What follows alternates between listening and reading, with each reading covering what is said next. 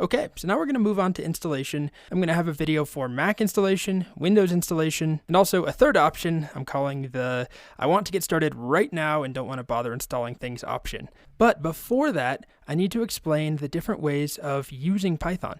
There's two different options when we want to run some Python code. The first option is a really simple one. It's called interactive Python.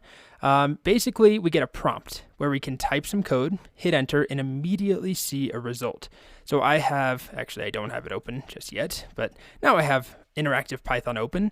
This is something I'll show you how to set up and install. But as you can see, I can do stuff in here. I can print things out. Sure. Hi. It's one line at a time. I type something, I get a result. So that's great when we're learning. If I'm showing you, here's how you make a variable, great, we just made a variable, and we can do it one line at a time. But this is not how we're going to write full applications, long programs, a full web app with a server, or some web scraper, or some data analysis project. Instead, we're going to run code from a script. So to do that, we write our code in a file. This is it's very simple, silly tic-tac-toe game, but it's more than one line of code like we saw over here. I save it in a file, and then when I'm ready, I execute this using Python. So again, we haven't installed things. I'm just showing this to you to lay out the different options.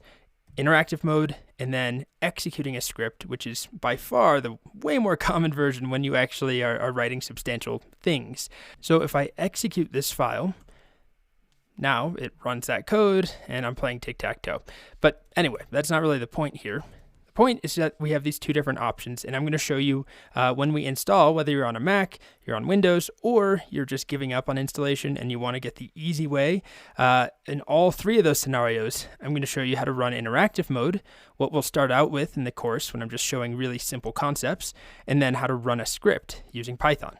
And don't worry, you don't have to know anything about using the terminal, because we're going to set up our editor, VS Code is the one that I'm using, so that we can actually execute our scripts from within the editor. We don't even have to leave. I just hit a play button, and now it executed my script. So that's where we're going. I just wanted to lay out those different ways of running code. Next up, we're going to break it down into a Mac-specific video, a Windows-specific video, and the I give up and want to get started right now specific video.